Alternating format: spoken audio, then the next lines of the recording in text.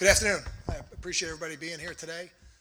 We've been through our first week of training camp. I think it's been a training camp that has challenged us, both mentally and physically, and I'm excited about that. I think that's good for our football team.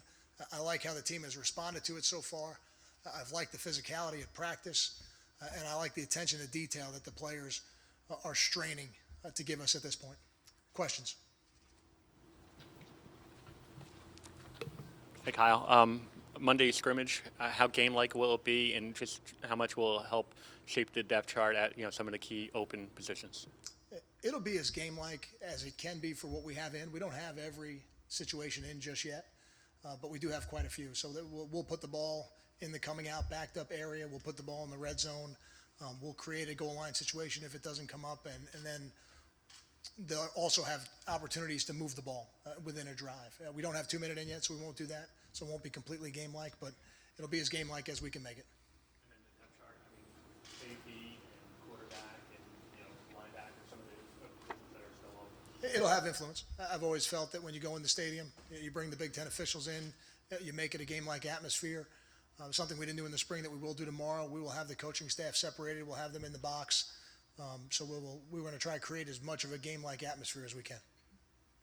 Coach, you have the luxury of having some outstanding running backs, but really this year in particular, having a new quarterback, the importance of this year's running game to have the new quarterback comfortable with some of the things that you want to do. Our identity on offense begins with running the football. The fact that we're going to have a new quarterback under center, it doesn't really change it from that perspective.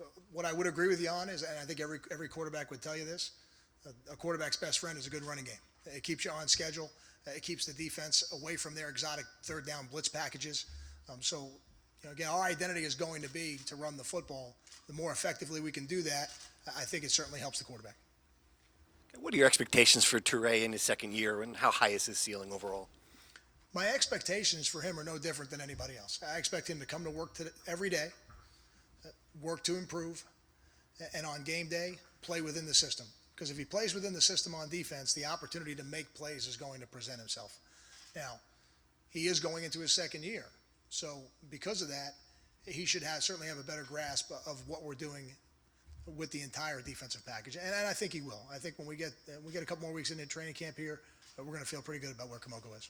Follow-up, is he closer to becoming an every down guy, or you still see him as a certainly closer than he was at the end of last year? I still don't think he's where he's ultimately going to be. He's got a lot of improving left to do. Kyle, to follow up on Politi's question, could you just most of these kids, Darius, Leonte, had a lot of success in high school. It's all kind of quickly for Kamoko, obviously having not played that much football. How is he doing with his profile, and what do you have to do anything to keep him level-headed? What do you do with a kid who hasn't had that much success before last year? I think he's handled it very well. I think one of the things that I think works to our advantage is because of the media market that we're in. We're in the number one media market in the world. So I think it works to our advantage. They see you guys around every day. They're answering questions all the time. There's certainly no lack of TV coverage for our program. I think that becomes part of what it is to be a Division I athlete. I don't necessarily think it's good or bad. It's just part of the job, and it's something that you have to manage. And I think so far he's done a pretty good job.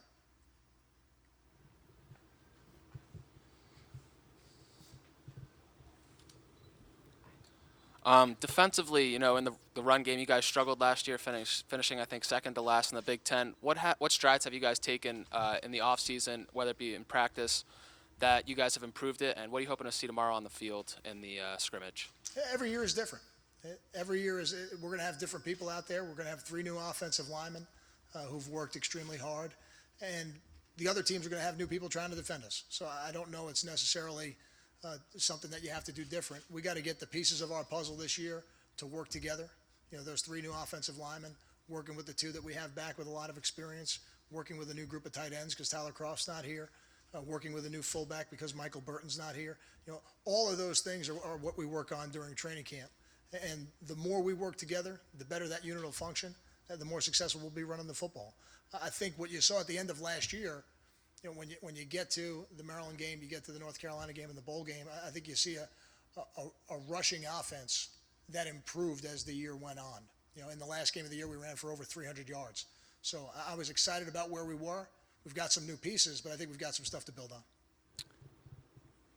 Kyle, you've mentioned a couple times how you guys are being aggressive with the offensive install in training camp. How much of that is, obviously that's coming from you, but how much of that is just that's something Ben wants to do to drive his philosophy home? It's something that I didn't ask for input before I said it to the coordinators. It was something that was important to me. I felt that this team needed that. I thought we had more continuity in our staff than we've had in any of the other years I've been the head coach. So for me, the continuity of the staff, the players returning, it was important for me to challenge those players when we came to training camp. We've spent a lot of time with them in the spring, a lot of time with them in the summer, and I felt they should be ready to go when we got here. And I like the way that they've responded to it. The coordinators certainly were in agreement with it, and ultimately it'll be good for our program. As kind of a follow-up to that, obviously the offense had a lot of success last year, and Ben worked under Ralph. How much tinkering do you want him to do? How much do you keep what Ralph installed, what Ralph had? How much do you want him to change the playbook, that kind of thing? Or do you stick with what worked? It's always a little different because the play caller is different. I'm sure there'll be things, you can ask Ben, he'll be up here in a little bit. I'm sure there'll be things, I know there'll be things that Ben's going to do differently. But there's also a lot of really good stuff that we did last year that's going to become part of what we are as an offense. But the difference year to year in offensive football, to me, is always about your playmakers and about the play caller. And we're certainly going to have different playmakers this year. Without Gary Nova being here, Michael Burton, Tyler Croft, those are three significant playmakers that won't be on our offense this year. New playmakers will emerge, and you're going to have a new play caller, so it's certainly going to look different. Kyle, Jawan Harris, obviously a unique situation playing baseball and football. Have you mapped out a plan with him? I guess he wouldn't be available to you in the spring. And just what's his ceiling for, as a football player? I think his ceiling's high. Jay's a very talented player, runs very well, excellent in and out of his breaks, excellent hands. Joe Laterio, our baseball coach, myself, and Jay and his mom sat down together, and we did. We mapped it out. We mapped out an entire year of what it was going to be like to be a two-sport athlete in college, because it's not something that's going to be easy, but it's something that he is committed to and something we committed to him when he decided to come to Rutgers. So we're going to work with him and work with the baseball program to make sure that everybody's needs are accounted for. Going back to Ralph, do you know when he's planning to come up during camp? We expect to have Ralph here for the scrimmage Okay. tomorrow. And has he given any input on, I know the quarterback situation, you said you make the final call. I'm just curious, how many people are giving you input on that? Obviously, Ben. And Everybody in the staff gives input in their own way, some more than others. Ralph certainly will give his input, and Ralph has been in communication with Ben throughout the first week of training camp. Ultimately, I will make the decision. So I need to take the input from everybody and then make the best decision for the team. And you said the coach will be in the box tomorrow. Will Ben be up or down? Ben will be down.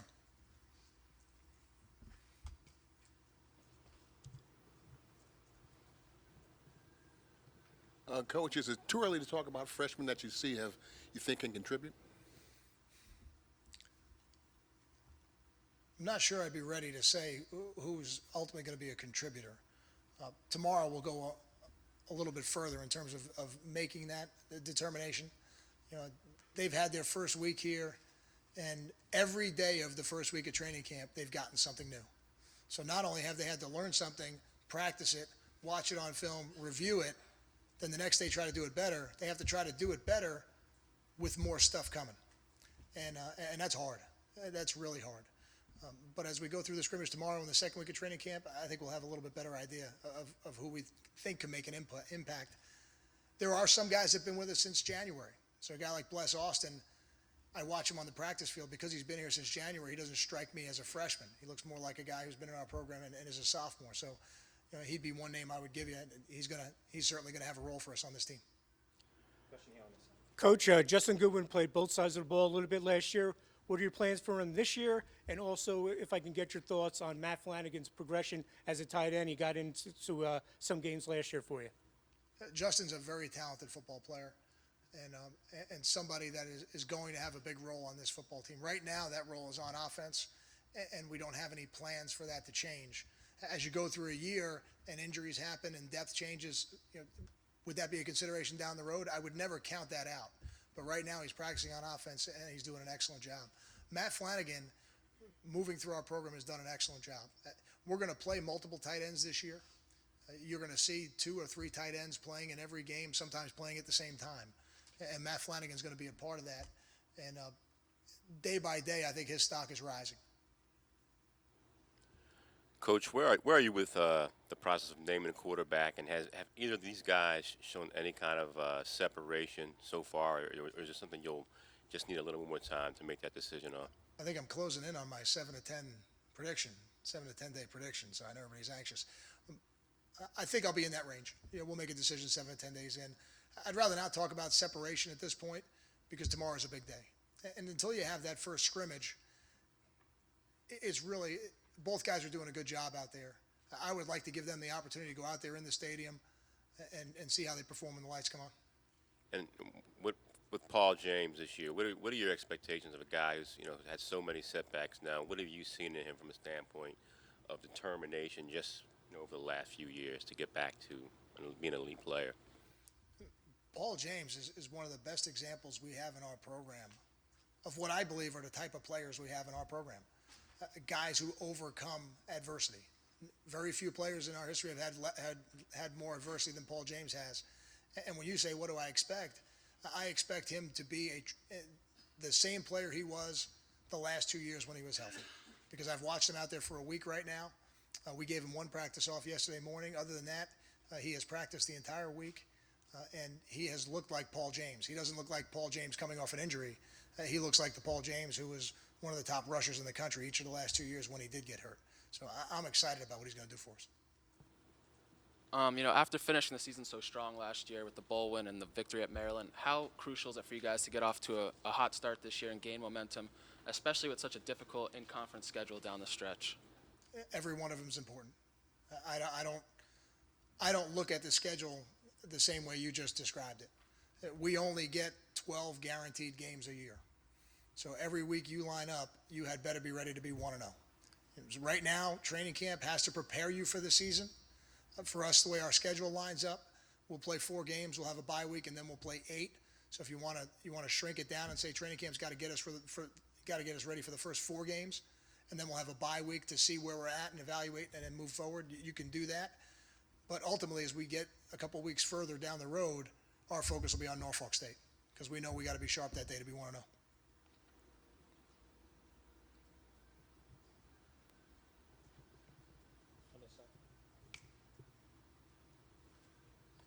Kyle, your first year you had Gary as a sophomore quarterback. Yeah, sophomore quarterback.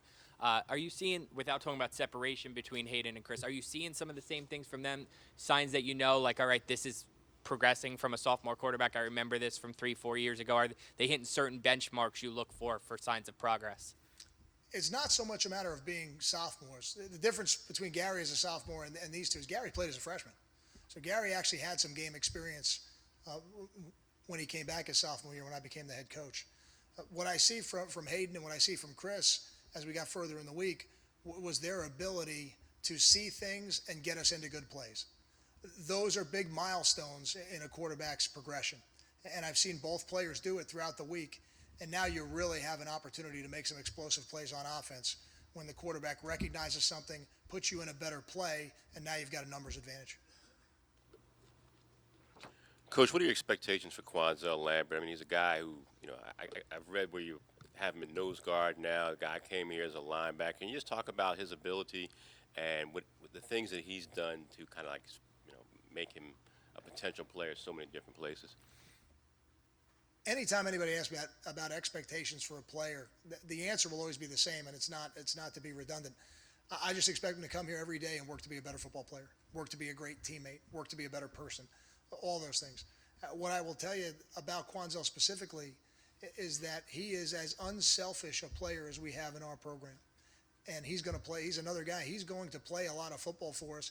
At times he's going to start. At times he may not start. I don't know. I don't get hung up in that. At the end of the game, Quanzell's going to play a lot of football for us. He's going to play on all 3 downs. It may be at defensive end. It may be at R. It may be at nose guard. It may be at 3 technique. It might be on nickel and dime and 3rd down.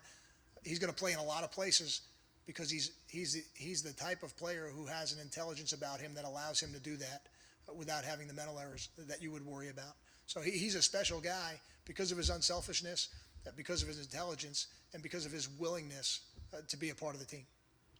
Coach Flood, could you talk about Dorian Miller and how he's doing last year? I guess that you guys are very experienced up front, and his path was kind of blocked. So how's Dorian doing?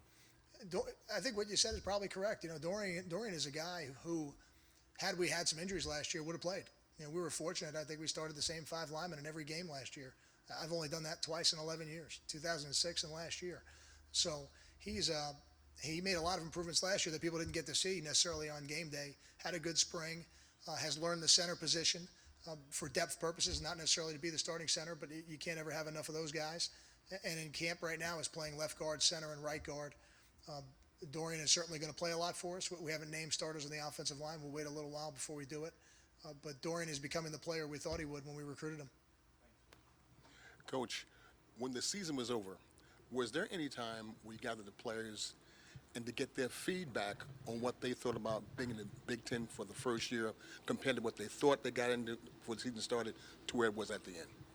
I didn't need to because it happened before we ever left the bowl game. We played the bowl game, we stayed overnight, and then the next day we have a breakfast. And what we do is we give the seniors one last chance to stand up, and we clap them out as a program. And then the seniors leave, and we have our first team meeting for the next year. And when our seniors went out, I went outside the room for a minute to take a picture with the seniors. And then by the time I had come back in, which was probably about 2 minutes later, Paul James was already talking to the team. And he was talking about his expectations, and there were a lot of people in agreement, for where he wanted the program to go. We've been very public about it. We feel like now we've got an opportunity this season to take our program to places that it hasn't been before.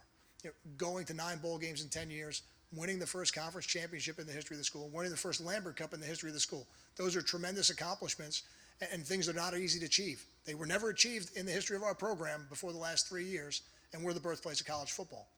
But now, when you start talking about New Year's Day bowl games, the old BCS system, the BCS bowl games, Final Four appearances, Big Ten championship game appearances, that's where this team wants to move the program.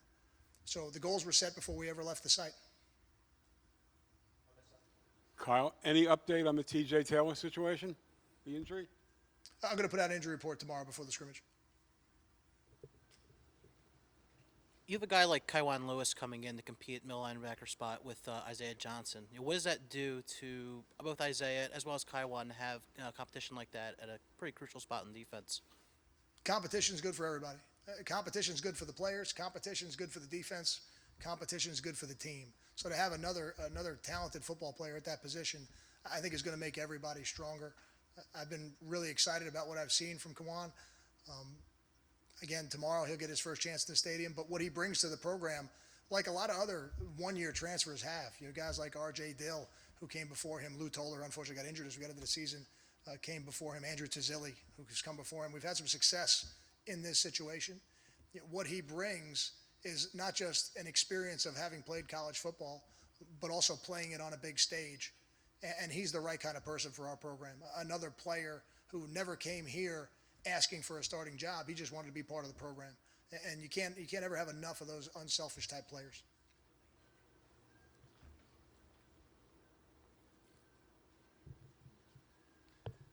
Coach Flood, could you talk about the punting situation? I know Joe Roth from Ridge High and Gleason, I guess they shared it last year. And what could you say about Joey and how he's doing too? To date, I'd say Joe's probably hit it a little bit better than Timmy has. About a week away maybe from naming a starter in that competition. Although last year at times we used both of them in different situations. Gleason's got a pretty good way of dropping the ball inside the 10-yard line. Any other questions?